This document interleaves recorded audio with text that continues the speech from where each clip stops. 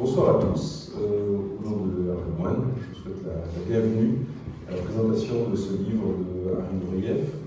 Nous sommes très honorés et ça nous fait très plaisir à la fois de voir Harry avec nous, mais aussi Olivier Gabé, directeur du département du Louvre, des arts décoratifs du Louvre, et évidemment Marie Godefroy qui va nous accompagner pour cette soirée. Alors pourquoi présenter le livre?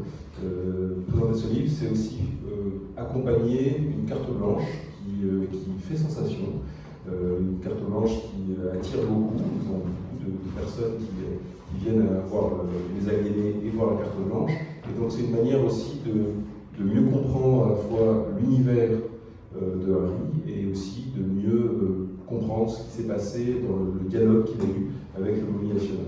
Et je laisse la parole tout de suite à Marie et on aura un échange de 40-45 minutes, et puis après, n'hésitez pas à nous poser des questions, à lui poser des questions. Bonsoir à tous. Pour commencer, peut-être pour dire en quelques mots donc, qui est Harry Nourieff.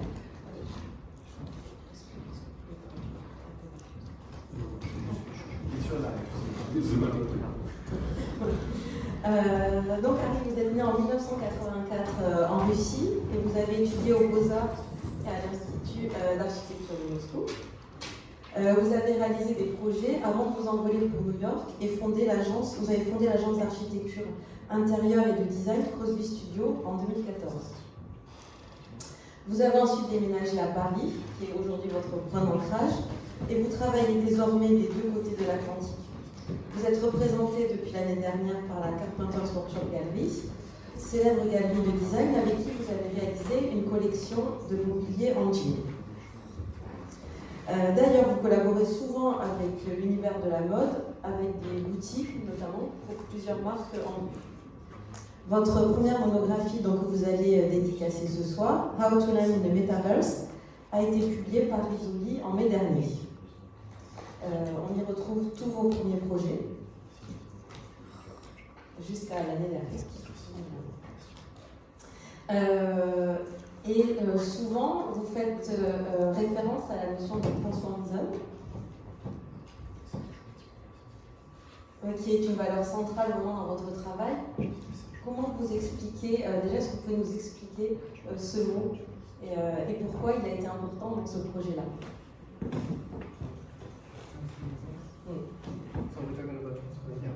The explanation of this word. Thank you so much, everyone, for coming here. It's such a special night. It's a magical place. Here we hosted by Mobilier National. I discovered this place and this entire universe for myself, and we're working for it. Merci à tous encore d'être venus ce soir. C'était une rencontre magique pour moi de pouvoir donc venir ici au Mobilier National et de découvrir ce lieu exceptionnel. And if you really want to work and be serious in furniture and design world, you have to connect it to this universe. Si on veut avoir du sérieux dans le monde des arts décoratifs et du design, il faut pouvoir faire le lien entre cet univers-là. Several years ago, I tried to find and define my style and design language, and I figured that there is no such a style that fulfills my personal language, and I have to define my own style, which I call transformism. Il y a quelques années, j'ai donc essayé d'établir ou de créer un langage qui m'appartenait, et ce langage n'existait pas, donc il fallait que je l'invente. And this word means a lot for me. It means first transformation of project and objects that I'm working on every day. Transformism coming from two words. It's trans, which is direction from A to B, where things transforming and get new sense and repurpose. And form, it's something that I work every day, as we all do, as a designer, artist, and architect. Donc le terme de ce langage particulier et individuel que j'ai créé, c'est le transformisme. On a le préfixe trans qui veut dire à travers, et puis bien sûr la forme, qui sont les objets que je crée et que je forme avec ma vision tous les jours.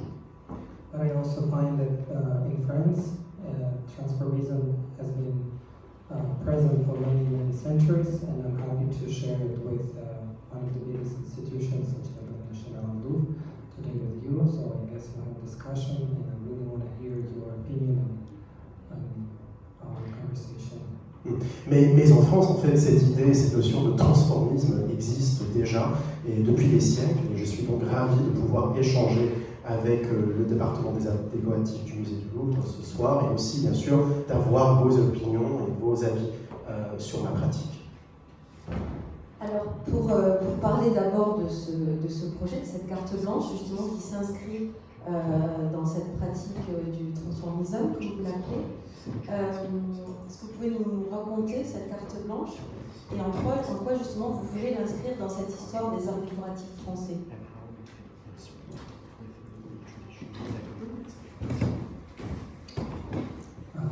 That's a very interesting question. C'est une question très intéressante. Thank you. So first of all, there is two types of work process. First is keep and preserve history, which is extremely important nowadays, as there was in history. Donc il y a d'abord deux façons de travailler. Il y a d'abord la sauvegarde et aussi l'héritage d'une tradition, d'un patrimoine. And another thing is always discover and define today and tomorrow, which is also extremely important. That's why we have progress.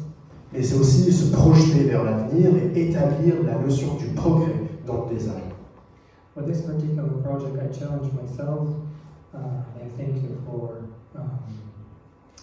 Villa Nacional to give access to archive and inventory. Dans le cadre de ce projet, je me suis mise au défi, j'ai pu profiter, et j'en suis très reconnaissant au Mobilier National de m'avoir donné cette occasion de pouvoir travailler avec les archives. To find a link between history and future. Et donc de trouver un lien entre l'histoire et l'avenir. To find a way how, for example, tapestry can find a way to live in 100 years. Et comment, par exemple, la question centrale de comment on peut imaginer la tapisserie d'ici 100 ans, d'ici un siècle. Without losing heritage and without vanish history. Sans pour autant perdre de son héritage et de son histoire. And the museum challenged me to work with two different pieces, one based on tapestry of 17th century and another based on archive pieces of furniture from different eras. Donc le musée m'a invité à travailler avec deux domaines. Le premier étant la tapisserie avec un motif du XVIIe siècle et l'autre était du mobilier venant de la collection du Mobilier National. And this kind of project, I think the most important challenge is not to put too much of the personality of the project, but be respectful with context of today in France. Think about history and transform it to tomorrow. Dans le cadre de ce projet, je n'ai pas souhaité insuffler trop de ma personnalité dans ce travail. Donc la question est c'est comment à la fois respecter le terreau actuel de la France, de la contemporanéité de la France aujourd'hui, mais aussi comment l'adapter pour une application actuelle. And for this particular piece, the behind our back is based on famous theme of tapestry of 17th century, which is Jardin Royal. And I would like Mark to explain in French, maybe it's better, the dialogue between the balcony with the columns and the kiosk that we create. Donc, vous voyez dans le projet qui est juste projeté derrière nous, la gloriette, en dehors du motif de la tapisserie du XVIIe siècle, il y a aussi un dialogue qui s'est installé entre le thème de la verdure et l'architecture de la salle d'exposition, entre le balcon et les colonnes. Peut-être que Marc peut en dire un mot. Merci Harry de nous avoir poussé entre guillemets dans nos retranchements et de nous avoir obligés à repenser la tapisserie. En effet, dans cette installation, on interroge la tapisserie sous 3 angles, comme en fait, finalement on interroge peu. D'abord, c'est un art monumental, la tapisserie. Et là, quand avec Harry on a commencé à réfléchir à cette installation, tout de suite j'ai pensé l'installation dans les colonnes du rez-de-chaussée. Et du coup est venue à l'idée ce cycle de tenture des maisons royales où il y a des colonnes très présentes. On voit peu, mais vous irez tous les voir demain. Il y a des colonnes très présentes dans la tapisserie et dans la salle. Donc déjà, c'était réaffirmer le rôle presque théâtral de l'architecture et de la tapisserie. Le deuxième point, c'était la tapisserie, évidemment, un art décoratif. Et là, je vous montrerai tout à l'heure, dans la gloriette, Harry a choisi une tapisserie qui est une verdure. La verdure, c'est une représentation végétale, sans histoire particulière, et en fait, il réemploie cet élément de verdure dans une assise et dans l'usage des colonnes. Donc c'est le deuxième point, le côté art décoratif au sens premier. Et troisième point de la tapisserie, qui va apparaître au XVIe siècle avec Raphaël et au XVIIe jusqu'à aujourd'hui, c'est un aspect narratif de la tapisserie. Et là, évidemment, c'est le dialogue qui est introduit entre la gloriette, art décoratif, architecture, et les deux tapisseries de Louis XIV. Alors ces deux tapisseries font partie de tentures des maisons royales qui ont été tissées ici, à la manufacture des Gobelins, à quelques mètres d'ici, et représentent les demeures de Louis XIV et sont représentées sur le mur, le château de Saint-Germain et le château de Neuf, qui n'existe plus, et Versailles sur la partie droite. Donc voilà, tous ces éléments, il fallait les prendre en compte, et d'une manière plus large, les cartes blanches qui existent depuis un certain nombre d'années, que je propose à Hervé Lemoine, c'est toujours d'être dans cette logique de dialogue entre collection et création, et essayer parfois d'être dissonant. Il y a quelques années, on a fait Pierre et Gilles avec Zaïre en maritant Antoinette, c'était assez dissonant. Et là, c'était plutôt vraiment dans une logique à la fois rupture et continuité, repenser l'usage, repenser le motif dans une version contemporaine.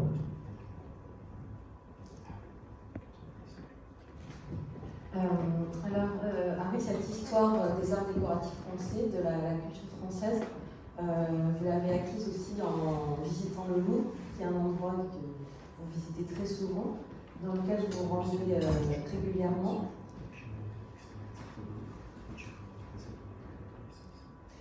Que vous évoque cet endroit et pourquoi ce musée est aussi important pour vous? I was, during research for this project, I was honored to meet Olivier, and we had a beautiful moment together at Muséum du Louvre and Tapestry Room. Dans le cadre de ce projet, j'ai eu la chance de faire la rencontre d'Olivier Gabé. On a passé une très belle expérience ensemble, de très beaux moments ensemble dans la salle des tapisseries du musée. And before that, I don't remember the name of the chateau, but we visited with a group of my friend Apocalypsis. Yeah. Et aussi dans un cadre plus amical, nous avons aussi, avec une bande d'amis, visité un château à Angers, dans la vallée de la Loire. And it's not a secret that Louvre is one of the most important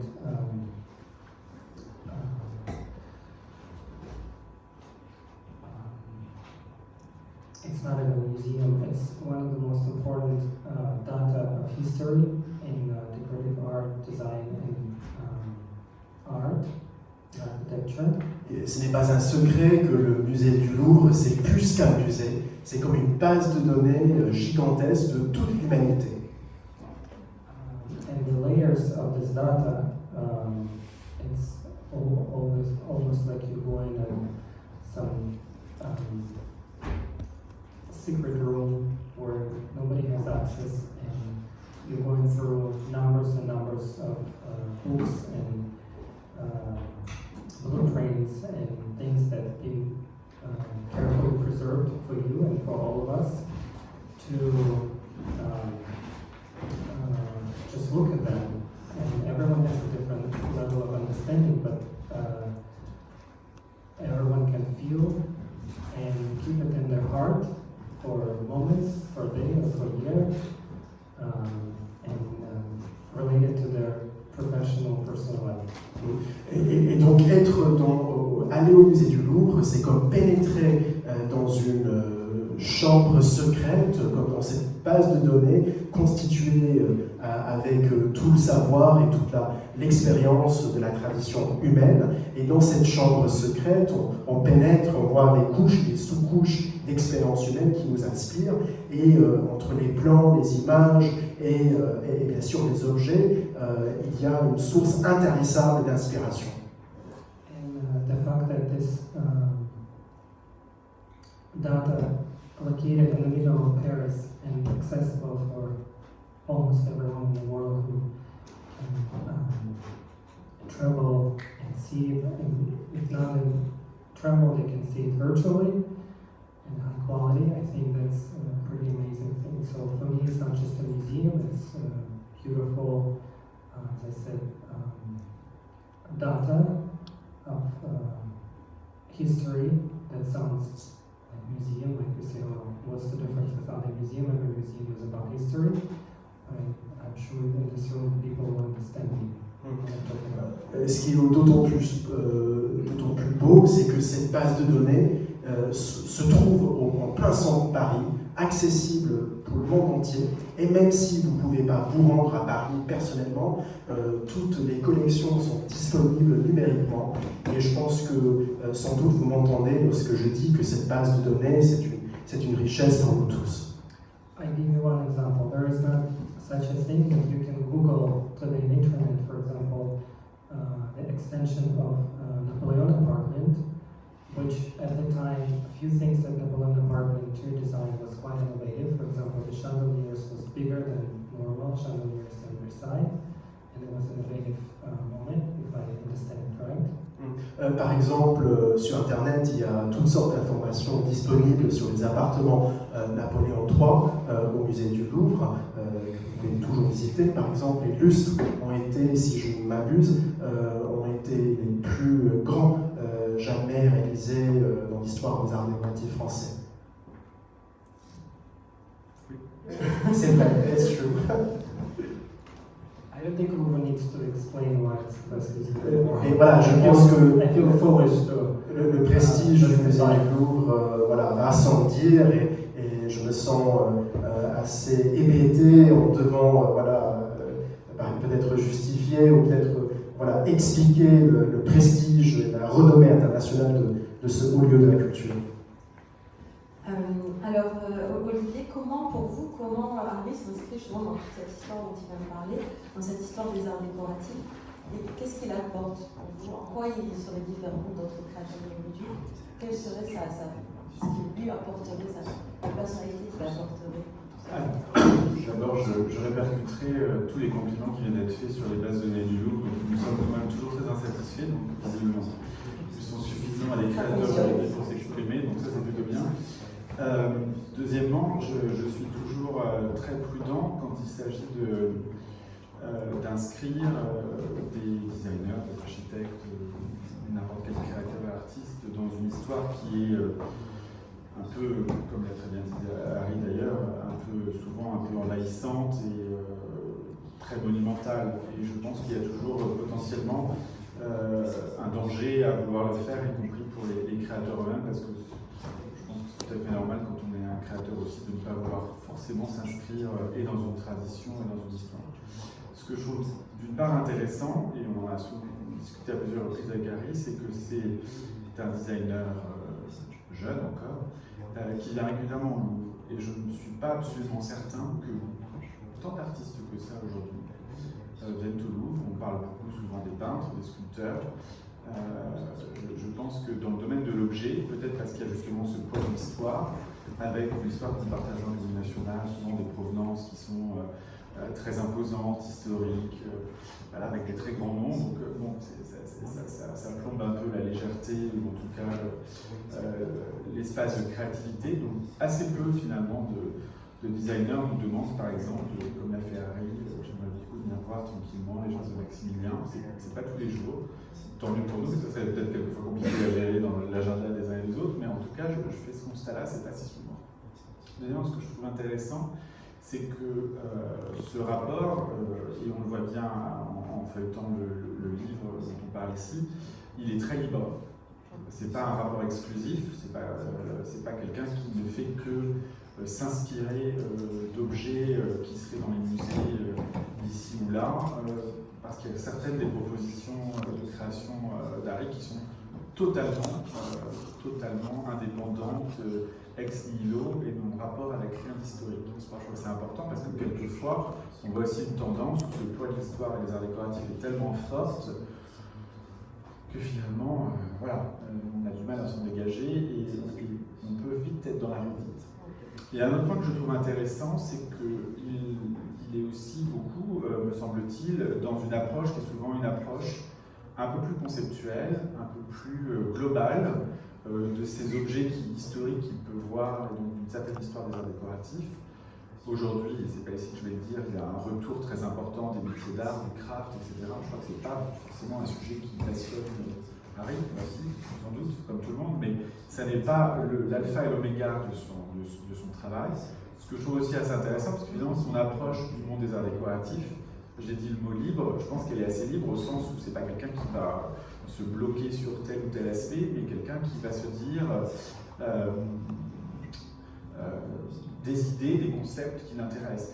Quand on voit la petite gloriette, là, moi, ce que je trouve intéressant, c'est qu'elle ne ressemble à aucune forme, elle peut ressembler à des formes d'histoire des arts décoratifs, parce que finalement, au bout de 2 millénaires, on peut se répéter de temps en temps, mais c'est pas là le sujet. Je pense que c'est une forme qui impose une sorte de vivre ensemble, de discussion, de conversation, au-delà même des partis pris, des choix qui sont posés. Je pense qu'aussi il y a une dimension dans le travail d'Harry qui est une dimension un peu utopique, qui est comme très, très à l'œuvre dans beaucoup de grands moments de l'histoire des arts décoratifs, grosso modo du Moyen-Âge jusqu'à 1900, 1920, 1980. Donc ça, je pense que c'est aussi, c'est pas si commun, c'est pas si répandu aujourd'hui. Il y a aussi, ce qui est peut-être un peu plus répandu, mais qui est abordé, je pense, de façon très différente, c'est qu'un des grands combats, on le sait, des arts décoratifs, si on peut poser cette catégorie comme ça a été de se dire pendant très longtemps, il n'y a pas de hiérarchie. Et on sent bien dans le travail d'Harry Nureyev qu'il n'y a pas de hiérarchie dans l'expression. Voilà, finalement, il fait ce qu'il est, ce qu'il aime, ce qu'il a envie de faire. Et le rapport entre architecture, objet, environnement, vie quotidienne, il faut aller dans son espace à Paris pour le ressentir très, très, très vivement, qui est un espace qui pour le coup est totalement détaché de toute référence historique. C'est vraiment un espace assez utopique, sauf que le bâtiment est plus ancien, donc c'est peut-être là que l'inscription est intéressante, et que là il y a un vrai transformisme. Donc je trouve qu'à la fois il s'inscrit dans cette tradition, et en même temps, il en est assez détaché, ce que je trouve d'ailleurs plutôt très sain et plutôt très, très vivifiant, parce que quelquefois, on peut voir aujourd'hui cette présence, et peut-être qu'il y a une interrogation pour avoir par rapport à cette présence du craft, etc., fait que quelquefois, on se scotche sur les objets et on oublie que finalement, on vit avec les objets, on est dans un environnement particulier, et que finalement, in fine, on a envie d'être peut-être autour d'une table ronde qui est carrée, évidemment nationale, mais une table de façon conviviale, etc. Et puis c'est aussi l'idée que ça génère, et ça on le retrouve à la Renaissance, on le retrouve au XVIIe siècle, on le retrouve au XIXe, on le retrouve dans l'art nouveau, dans l'art déco. Donc finalement, oui, il y a un attachement à la tradition, mais avec cette forme de liberté que je trouve quand même aussi assez fondamentale. Et vous parliez d'utopie, mais cette gloriette, par exemple, est-ce que ça ne serait pas une folie contemporaine, une version contemporaine de la folie Bah oui, après, ce que je trouve intéressant, c'est tu le faisais justement remarquer, c'est pas juste une folie comme ça posée dans l'absolu, elle est en miroir d'autres folies finalement, qui sont les résidences royales. C'est une suite, une commande très, très importante, assez moderne finalement, quand on on la regarde de près parce qu'elle ouvre des diverticules, c'est des vues un peu inhabituelles, déjà dans la mise en espace. Et finalement, ça répond bien à ce que fait Harry dans cette installation, qui est une mise en espace, un petit peu presque une mise en abîme, un peu différent. Alors c'est un sujet en tant que tel, mais c'est vrai que ce que j'aime bien quand même, c'est que ce n'est pas totalement une bulle. Aujourd'hui, le monde du design, le monde de l'architecture, aime bien se voir dans une bulle, souvent très loin de... Voilà. Ce que j'aime bien, c'est que l'univers est toujours très poreux chez Harry, d'abord parce qu'il s'intéresse à plein de sujets très différents, et ce genre de proposition en témoigne. C'est pas un truc fermé, c'est quelque chose qui est ouvert et qui se dissout aussi un petit peu dans un espace plus vaste. Alors justement, on parle de porosité, cette porosité avec cette histoire que vous avez possible ici au Louvre national. Comment vous avez envie de travailler avec cette institution? Au début, vous avez été surpris par finalement la dimension, le fait de voir des gens travailler ici en plein Paris sur tous ces métiers, sur toute cette histoire. Ça a été vraiment une découverte, un choc pour vous. Et ensuite, comment vous avez voulu travailler? Qu'est-ce qui vous a intéressé dans tout ce que pouvait vous apporter l'Oubli national?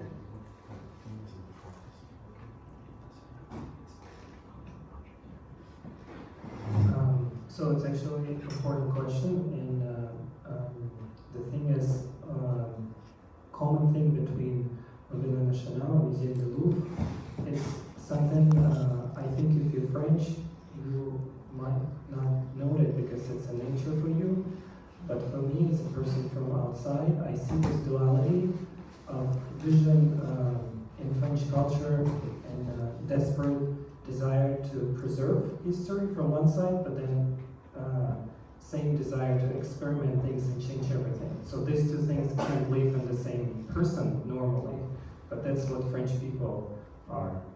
Déjà, c'est une question excellente et très intéressante.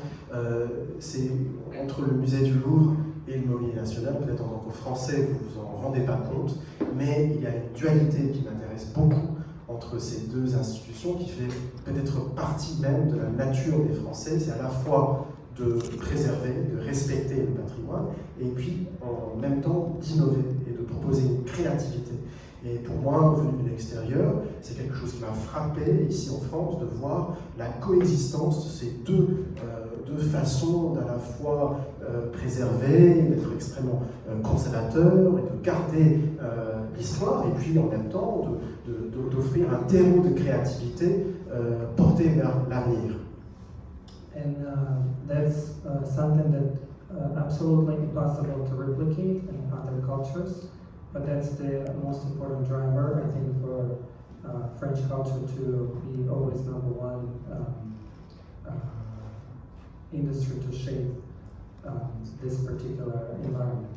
And that was my inspiration, and it's really true. Alors c'est quelque chose de très important, donc cette dualité sert de motivation pour moi, c'est quelque chose qui m'inspire, qui me pousse à travailler, et c'est aussi ce qui contribue à la force et peut-être la prééminence de la France sur la scène mondiale. Marc, vous attendiez quoi de Harry quand vous l'avez rencontré? Comment s'est passé le processus? Comment vous avez vu les choses et qu'avez-vous voulu lui proposer? En fait, quand j'ai découvert Harry, c'était à Carpenter Gallery, et c'était son mobilier en jean, et j'avoue que je ne connaissais pas son univers. Et j'avoue, pendant quelques secondes de trouble, l'univers du jean sur de l'assise, je voyais bien ce qu'on pouvait faire de basique, mais je ne voyais pas au-delà de ça. Et quand Harry a commencé à me dire qu'il s'intéressait à la tapisserie monumentale, la résidence, là, petit à petit, le dialogue a pu se faire, et j'ai assez rapidement, parce que moi j'aime bien penser les cartes blanches par rapport à un lieu. C'est-à-dire, nous ne sommes pas dans des white cubes ici, nous sommes dans des lieux très typiques. La galerie, la chapelle, le salon carré, ce sont des lieux très forts, qui ont des architectures, des contraintes très fortes. Donc je dois mettre en adéquation une personnalité, un lieu et des collections. Et c'est toutes ces contraintes qui sont plutôt excitantes et plutôt amusantes. Donc à partir du moment où on est parti sur cette idée de gloriette et sur l'autre point qui est la bibliothèque, qui fait partie des aliénés, là on s'est mis en dialogue, il a pu faire regarder nos archives qui sont aussi numérisées, on peut les voir sur Internet, et puis il a dit, c'est vrai, orienter ce dialogue des colonnes, fin Thérèse, et surtout ce que je voulais vous montrer, parce que personne ne l'a vu, en fait, c'est la gloriette, le textile de la gloriette part de l'image de tapisserie que l'on a, et voilà l'image de tapisserie. C'est la tapisserie qui sert, je vais essayer de mettre l'écran, c'est cette tapisserie qui va être générée par l'IA et qui va prendre place à l'intérieur. Et on retrouve d'ailleurs le cou du héron qui est en plein milieu de la gloriette, et c'était là aussi sortir c'était sortir simplement de la narrativité de l'image pour pouvoir rentrer dans le décoratif au sens tel et pouvoir le transformer et pouvoir introduire un élément contemporain, puisque comme vous le savez, ceux qui l'ont vu, dans la gloriette, il y a cette image ancienne et génération IA. Oui, ça c'est peut-être intéressant. Comment vous avez utilisé, comment vous avez choisi cette tapisserie et comment vous l'avez retravaillée?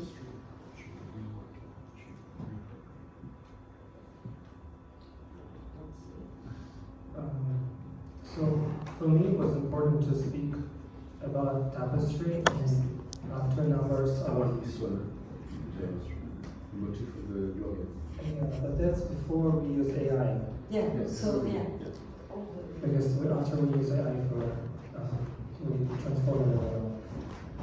For me, it was important to find not just the tapestry that I like, but the tapestry that will speak to everyone and a different level of understanding and knowledge about this particular medium. Donc pour moi, c'était très important de choisir un motif de tapisserie qui non seulement me parlait, mais qui pourrait aussi parler à autrui, qui pourrait inspirer le public. And that required a special color palette, which is, I found this one very particular. J'étais très intéressé par le nuancier, la palette de couleurs que nous y voyons. Motif and most importantly composition. Et surtout, bien sûr, le motif et aussi la composition de l'image m'ont tous interpellé. Et ensuite, qu'avez-vous appliqué dessus? Comment l'avez-vous transformé? Donc vous avez utilisé une intelligence artificielle pour créer quoi? I have no way of image of the final tapestry. Je ne sais pas si en image de la tapisserie finale, du motif final, non, malheureusement. Non. But essentially tapestry is what we call photograph today. It's a photograph of the things that was pictured centuries ago, and today something missing in this photo, and what missing is the life of the big city, which would just edit the composition. Add to composition. Mason, c'est artificial intelligence. Oh yeah. His name, the word name is Mason. Oh no, it's just AI. Okay, right. Donc nous sommes intervenus sur le motif de la tapisserie. La tapisserie, en fait, avant l'invention de la photographie, servait comme une photographie, en quelque sorte, de représenter les objets, les paysages, les décors des époques précédentes. Et ensuite, nous sommes intervenus sur cette tapisserie, ce motif du XVIIe siècle, avec l'intelligence artificielle. Et là, vous avez ajouté, comment vous avez modifié, qu'avez-vous rajouté comme élément par exemple? So we add different things, things that very famous and things that not famous. The most famous thing was the pyramid of Louvre. Nous avons rajouté des motifs célèbres et moins célèbres. Le plus célèbre, c'est une représentation de la pyramide du musée du Louvre. Which is absolutely impossible because we essentially bring back 300 3 centuries. We go back in 3 centuries and add something that didn't exist at that time. Donc ce qui est complètement impossible parce que nous travaillons sur un motif du XVIIe siècle, mais en même temps nous y avons rajouté quelque chose d'aujourd'hui, une impossibilité historique séparée de 3 siècles. And there was a few hidden things that we have to find ourselves, which is airplanes and other things. Et puis il y a des éléments cachés que vous devez essayer de chercher, de trouver vous-même. Donc je vous laisse découvrir peut-être un avion, entre autres. It's a little silly, but that's not where we try to be smart in the press. It's just the element of our day-to-day life today that was missing in the picture for this project. Ça pourrait peut-être vous paraître cocasse ou ludique, mais nous n'avons pas essayé de d'épater avec le rajout de ce genre de motifs contemporains. On a donc souhaité plutôt insuffler un regard d'aujourd'hui dans un motif ancien. Peut-être ajouter que c'était un travail grâce à Pierre Frey, la maison Pierre Frey qui a fait l'impression, et comment justement les difficultés pour imprimer ce motif, d'abord de la haute définition, certes, mais quels ont été les échanges entre l'impression de chez Pierre Frey et le dialogue de l'image originale. So obviously we can just take tapestry that belonged to 65 million people, France, and cut it and repost the furniture. First of all, it made to make one tapestry, takes more than 6 years. So that's why we use print on the velvet, and it's a very special technology where you duplicate image on very durable furniture material, and Pierre Frey helped us to do it. It was no challenge. Nous ne pouvons pas évidemment découper une tapisserie qui appartient à 65 millions de Français pour donc l'appliquer sur une gloriette de ma création. Donc nous avons travaillé avec Pierre Frey qui nous a donc proposé cette technique d'impression sur du velours, et c'est comme ça que vous voyez le motif donc ajusté et modifié par mes soins sur la gloriette. Et c'était une collaboration très fluide et très heureuse. Olivier, lorsque vous avez vu la pyramide lourde sur cette tapisserie, comment vous avez réagi? Bien, évidemment. Non, ce que je trouve intéressant, c'est qu'on parlait tout à l'heure de liberté. Moi, ce qui m'intéresse toujours, c'est comment aussi des choses, c'est pas qu'on est des cadres du classicisme, enfin, en tout cas, on est quand même censé veiller un peu sur cette histoire de patrimoine. Et quelquefois, dans nos métiers, cette idée d'être là pour conserver et préserver des objets, et quelquefois pour un peu aussi geler des idées. Ce qui n'est pas la même chose. Mais par le fil des choses, ça finit souvent comme ça. Les gens qui ont la garde des objets deviennent aussi finalement les gens qui ont la garde d'une certaine idée de voir les choses ou d'écrire l'histoire en particulier. Et beaucoup de nos collègues y croient dur comme fer. Et moi, ce que je trouve intéressant, c'est que justement, quand des créateurs, des designers s'emparent de ces histoires-là et y injectent des choses qui leur sont totalement personnelles, qui sont aussi des éléments totalement générationnels. Là, pour le coup, l'usage de l'intelligence artificielle, je ne sais pas si l'histoire s'accélère, mais rappelez-vous, quand il y a 10 ans ou 15 ans, on voyait des trucs d'impression 3D, on avait l'impression que c'était un grand frisson et que ça allait plus ou moins révolutionner la production des objets. Ça a été le cas jusqu'à une certaine limite, qui s'est vite imposée. Aujourd'hui, ce que je trouve intéressant dans cette proposition, c'est de voir aussi comment l'intelligence artificielle qui nous fait tous un peu peur, Jean Bredouille, nous fait tous un petit peu peur, parce que voilà, on est en droit de se poser un certain nombre de questions. Dans ce cadre-là, offre aussi certaines possibilités, justement, quand on l'alimente de certaines idées ou de certaines images, d'en susciter de nouvelles. Donc ça, je pense que c'est un élément assez intéressant et assez... L'appropriation, c'est la pyramide. Il va y avoir mais la pyramide, vous passez devant le Louvre tous les jours, il y a des centaines ou des milliers de personnes qui prennent des photos avec la pyramide en mettant le doigt au-dessus, etc. Donc cette appropriation, elle est souvent elle est très populaire, elle est très, très répandue, très universelle. C'est quand même le symbole, quand même 40 ans, c'était un scandale absolu.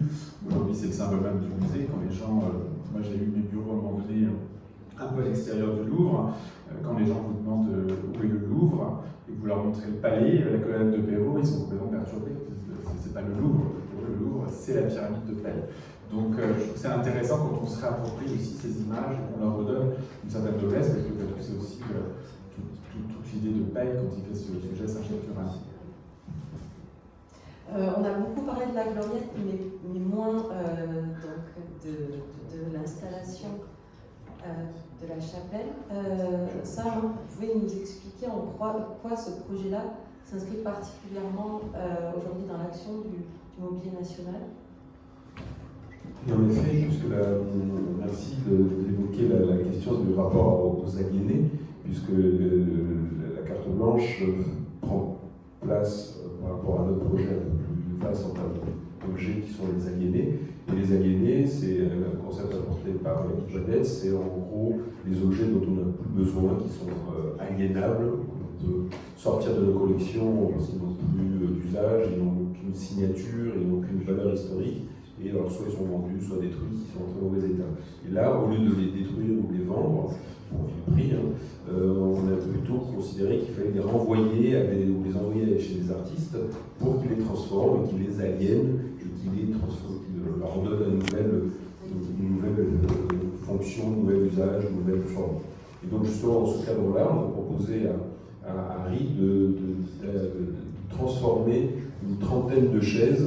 C'est des chaises dont certaines étaient très longtemps à l'Élysée, mais c'est vraiment des chaises qui n'ont strictement aucune valeur, pas toujours confortables, et on en a des dizaines, pour ne pas dire des centaines. Et l'idée, justement, c'était ce qui nous plaisait dans ce détournement, c'est de confier ces chaises à Harry pour qu'il les transforme, justement, qui les transforme en bibliothèque. Donc il y a une double transformation, une transformation de la fonction et une transformation de l'aspect, puisqu'il les a fait recouvrir de vinyle argenté. Et là, ce qui était amusant, intéressant aussi, c'est de le mettre en dialogue dans la chapelle. Qui reste un lieu qui est plus consacré, mais qui reste un lieu sacré, quand même, une évocation d'une sacralité. Et moi, j'aimais bien l'idée de se rappeler l'univers des Essence à rebours de Huysmans, cette espèce de transformation extrêmement pointue, extrêmement délicieuse d'un univers, mais aussi une forme de décadence, parce qu'on ne sait plus où on est. On est, cette photo qui est de mon œuvre, elle est intéressante parce que les reflets argentés renvoient aux reflets des vitraux, et c'est justement ce jeu qui était intéressant à donner. Harry, lorsque vous avez vu ces chaises dans les archives du Mobilier National, vous avez tout de suite eu l'idée de les transformer en bibliothèque? So it was actually when we were there together, because he introduced me to the Mobilier National. It was the day when we first had visited. And the way how this library now as an object, it was exactly the way how they're stock at their archive. Et donc en fait, le premier jour, nous avions été ensemble, moi et toi, Marie, lorsqu'on a visité les lieux de stockage du Mobilier National, et la manière dont vous voyez la disposition des chaises, en fait, c'était comme ça que ces chaises ont été stockées dans les archives du Mobilier National. C'est pas les archives, les stocks. Les stocks. Les réserves, voilà. So I didn't do anything. I just changed the room from one to another and bring context and put things there. Donc en fait, j'ai rien fait du tout. J'ai juste changé le contexte, j'ai changé le lieu, mais en fait, le dispositif et l'assemblage restent les mêmes. Il faut juste préciser quand même que cette installation, ces œuvres, vont prendre place, vous pourrez les retrouver, vont prendre place dans ce qu'on appelle le projet Camus, ministère de la Culture, ça va être dans un hall d'entrée du quadrilatère des archives, et donc l'œuvre va être installée, alors, un peu redimensionnée, un peu plus petite, mais elle va être utilisée par le ministère de la Culture.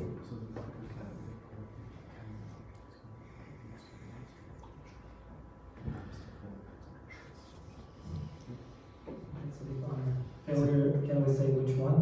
C'est un grand honneur, on peut dire lequel, toute l'œuvre. Enfin. Toute l'œuvre, mais elle est un petit peu redimensionnée, parce qu'il y a une trentaine de chaises. Je crois que l'espace est un tout petit peu petit, on va en enlever quelques-unes, mais le principe sera le même.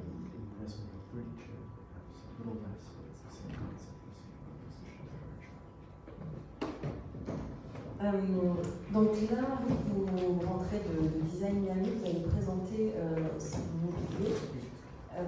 Quelle est l'affiliation entre l'exposition ici au Musée National et ce mobilier-là, puisque alors on n'a pas d'image, mais effectivement il y a un motif qui recouvre cette collection.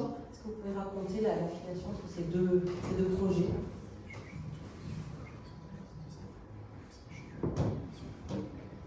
Every year for the last 7 years, I try to bring to Design Miami a conclusion or final result of the entire year. And this year it was a link with history, and one of the highlights of the year was this project with Villa National, and I'm thinking that it will be the best fit to continue conversation and with the tapestry, but at a different level, which I explain. Donc, depuis déjà 7 ans, tous les ans pour Design Miami, je présente des projets qui sont en quelque sorte un résumé de tout ce que j'ai fait durant l'année précédente. Et en effet, cette année, ma présentation s'est axée autour de la question de l'histoire et de la tapisserie que je vais donc évoquer. I guess we don't have image, but use your imagination. I use the same technique where I implement tapestry, but instead of putting artificial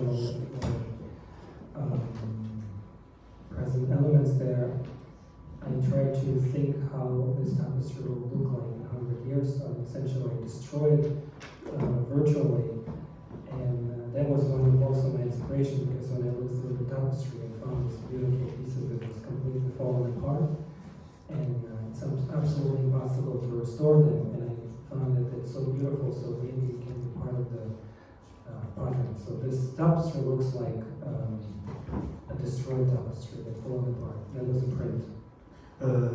Malheureusement, nous ne disposons pas d'image, donc il faut que vous utilisiez votre imagination pour un peu imaginer l'aspect de mon projet.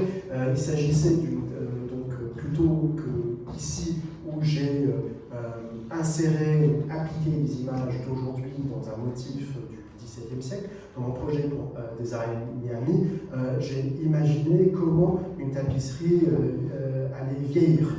Durant mes recherches ici au Mobilier National, j'étais étonné de tomber sur des tapisseries qui étaient en état de ruine et de délabrement total, qui étaient en train de vraiment être dans un état assez triste, mais extrêmement beau. Et c'était la beauté donc, de ces tapisseries en cours de désagrégation, en quelque sorte, qui m'avait inspiré à utiliser cette fois-ci l'intelligence artificielle pour imaginer comment une tapisserie allait vieillir. Donc plutôt que d'imaginer une tapisserie avec des motifs d'aujourd'hui, en créer un nouveau, là j'ai utilisé l'intelligence artificielle pour projeter le vieillissement d'une tapisserie. Je prends une réponse peut-être. Alors je précise juste qu'il avait visité l'atelier de restauration, justement, on répare ces vieilles tapisseries qui sont en état d'élabrement. Les tapisseries sont très bien conservées, certaines sont au musée, et il a visité l'atelier de restauration qui restaure les tapisseries.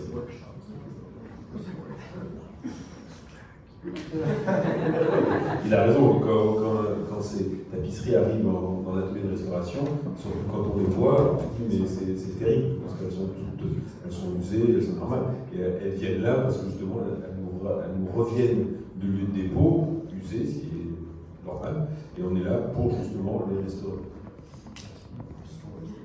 Merci. pense que si vous avez des questions, on vous écoute.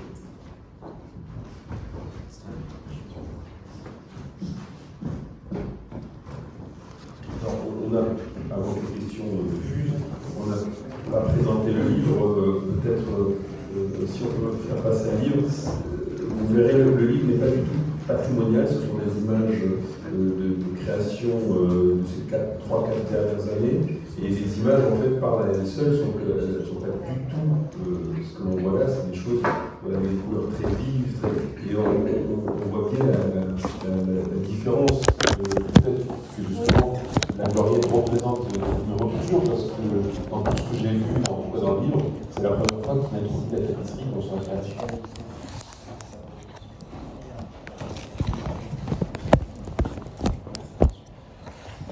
Est-ce que c'est le début d'une nouvelle étape, ce projet-là, qui est lié aussi à votre installation en France, à cette découverte approfondie du patrimoine?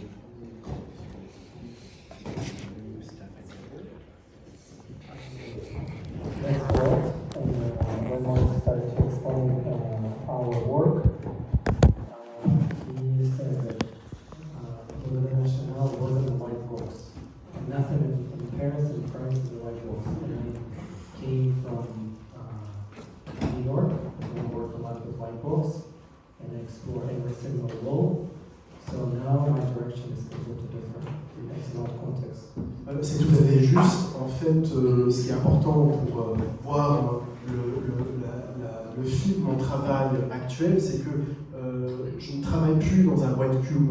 La France n'est pas comme New York, où j'ai beaucoup travaillé dans des white cubes. C'est un lieu chargé de contexte, d'histoire, de patrimoine, et la France n'a rien à voir avec un white cube. Et donc, il est très important pour moi de mettre au profit, mais aussi d'exploiter cette relation de contextualisation avec le cadre dans lequel j'interviens ou je travaille.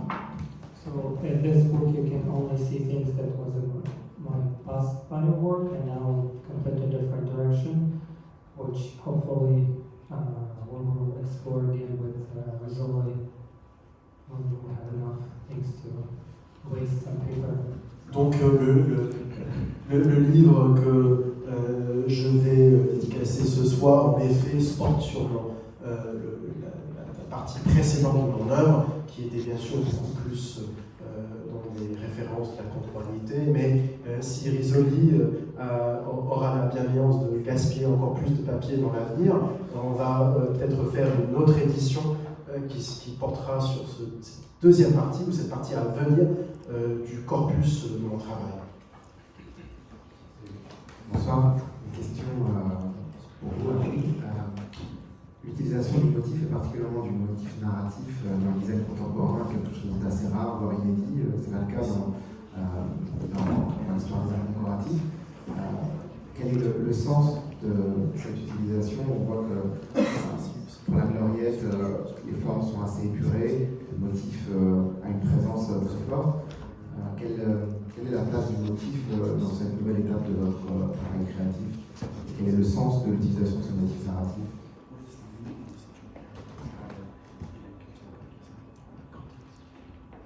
I think design today is really a settling and a safe place. Designers usually don't take risk. I think one of the last and most important statements in Paris was probably the restaurant Le Georges and the roof of Pompidou, which was 10 years ago.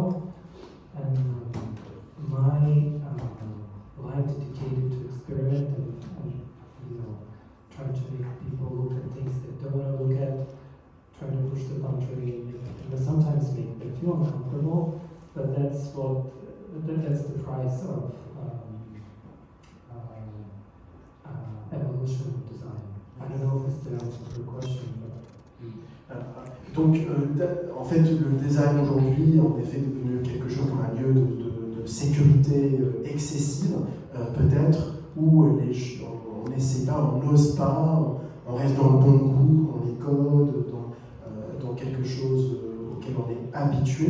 À Paris même, peut-être il y a 20 ans, avec le restaurant Georges, au centre de tout, c'était la dernière fois où quelque chose d'extrêmement innovateur et expérimental sur la scène parisienne. Donc pour moi, je crois que vraiment la responsabilité, le sens même du design, c'est de pouvoir pousser les frontières, de faire avancer les lignes de ce qui est admissible, quitte à éventuellement rendre le public inconfortable.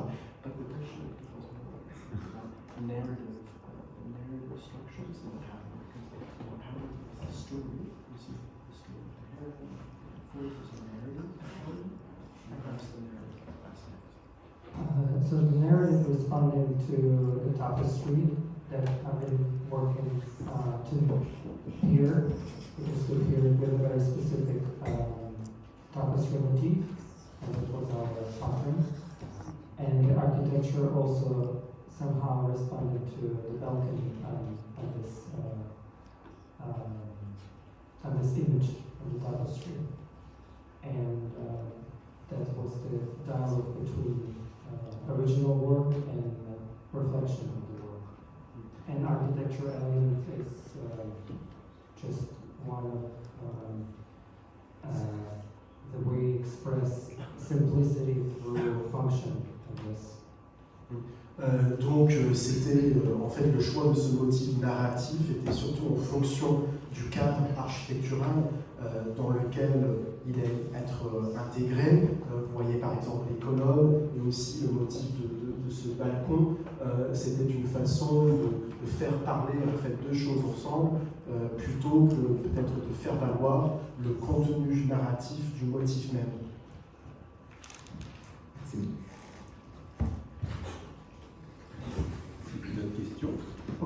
We actually took stairs, the one that you was walking on. There is no stairs anymore, so we need to talk. Or we're not going to put stairs back. You can leave.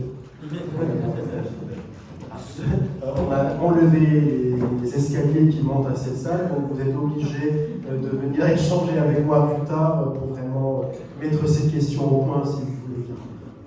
C'est une invitation à l'échange.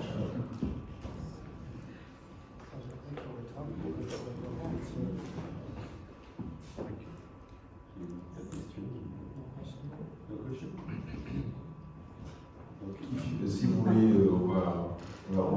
I'm always on your side. Usually I hesitate to ask a question because I know you guys have questions. Je suis normalement de votre côté, je n'ose jamais poser de questions, c'est quelque chose que je déteste, donc je comprends si vous n'avez pas de questions, mais il y a une question, voilà, une question du public.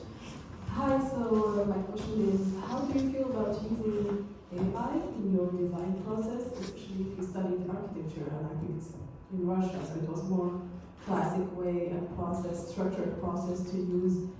I feel like I never used AI, and I feel like I might lose control by using this tool. So how was your experience with it? How do you feel about it? Do you see limits using this tool? Thank you for the question. I hate AI. And I'm afraid of it, and rarely use it. So here it was just a tool to complement things. So we didn't use it as an intellectual part. Here we just use it as a robotic, technical aspect that we actually can avoid, but it was just the timeline too tight, so we use AI to speed up the process of creating, which I'm not proud of actually, but I don't know why everyone just pick it up and make a big deal of it. En fait, moi, j'ai horreur de l'intelligence artificielle. C'est quelque chose que je n'aime pas du tout. J'ai même peur d'elle. Et je n'ai pas du tout souhaité utiliser l'intelligence artificielle dans le cadre de ce projet, mais avec les contraintes de temps que nous avions eues, il était nécessaire donc d'avoir recours à cette technologie qu'on avait utilisée en tant qu'outil. Il s'agissait surtout de ne pas en faire le motif principal, le contenu, le sens de mon intervention, mais vraiment d'y avoir recours en tant qu'outil pour pouvoir répondre aux contraintes du temps, pour donc pouvoir livrer le projet. Je ne suis pas vraiment fier d'avoir eu recours à l'intelligence artificielle, mais c'était ainsi. Je précise juste qu'en effet, on a eu très peu de temps, puisqu'on a vraiment décidé, pour les contacts en avril-mai, et on a décidé de faire juin pour une programmation en octobre.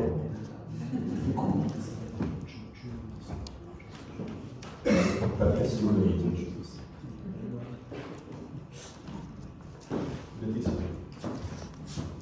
Usually you show your piece in very specific place like galleries and very design lovers environment. What is your experience of showing in a place like Musée National and Gobelin, which is a larger spectrum of audience, people that have not used this type of experiment? What is your feeling about showing in more diverse environment than what you used to be before? So I may find this meme on Instagram that a bottle of water in a kiosk costs $1, in supermarket $5, in airport $10. So it's, the context is very important. And when you talk to history, you have to be in environment and history, and it's just bring dialogue to a completely different level. Il y a un mème sur Internet où on voit une bouteille d'eau qui se vend à 1 euro dans un kiosque, à 5 euros dans un supermarché et puis à 10 euros dans un aéroport. Donc on voit que la notion du contexte est capitale dans l'imagination, l'élaboration de mon travail. Si on veut parler à l'histoire, il est essentiel d'être dans un cadre historique. Et donc c'est ce cadre historique qui m'a permis en quelque sorte de dialoguer avec l'histoire elle-même.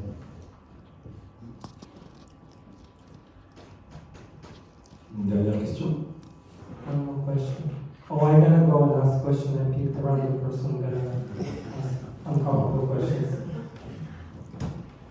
Oui, alors dites-moi.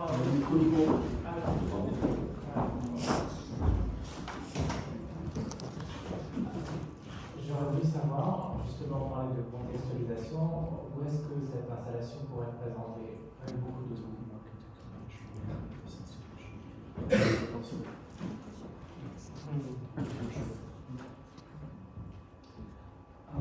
It's actually a really good question, and my work is always dedicated to create things that based on conceptual research, but at the same time can be absolutely disengaged with the environment and be anywhere else. Donc mon In travail, kiosk or airport. mon travail a toujours cet élément de recherche, de contextualisation, mais aussi, mais en même temps, c'est tout à fait possible que ce travail soit exposé n'importe où, même dans un kiosque ou dans l'aéroport. Mais dans un aéroport, il n'y aura pas de tapisserie du 14.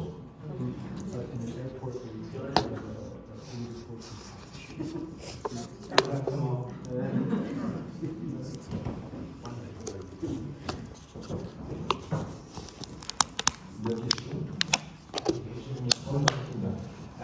La technique d'impression utilisée par Pierre Frey, c'est semblable à une imprimante de jet d'encre sur du velours.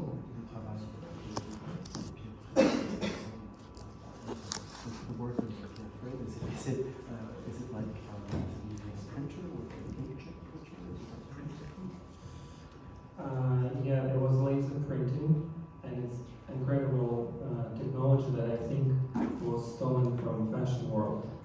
Donc il s'agissait d'une impression laser qui était une technologie sans doute volée du monde de la mode. Okay, the last one. Dernière question. Et alors, ce sera moi qui fera la dernière question. Quels sont tes projets actuellement sur quoi tu travailles?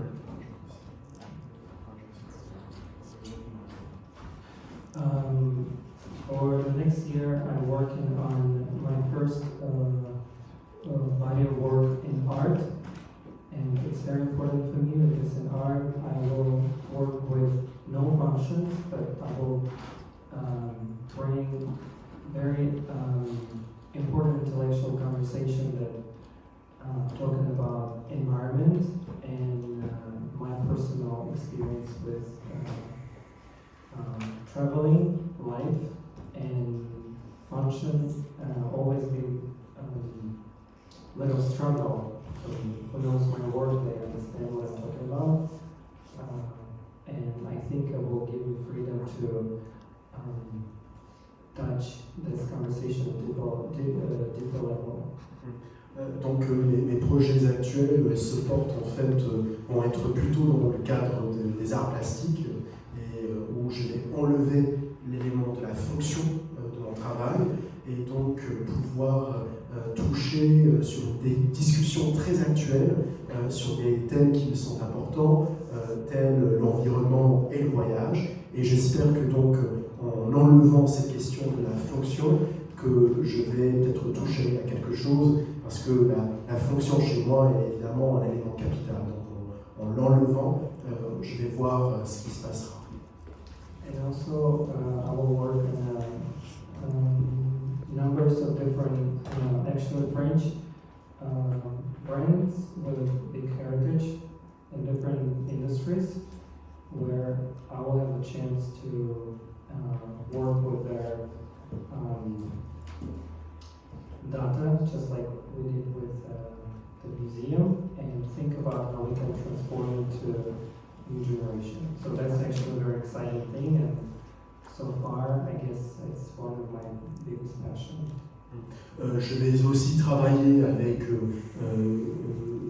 de nombreuses marques françaises qui ont un patrimoine considérable et je vais donc travailler avec ce patrimoine en tant que base de données, un peu à l'instar de ce que j'ai fait ici au Mobilier National, d'utiliser les données du Mobilier National, je vais utiliser les données de ces marques pour élaborer des projets qui me passionnent.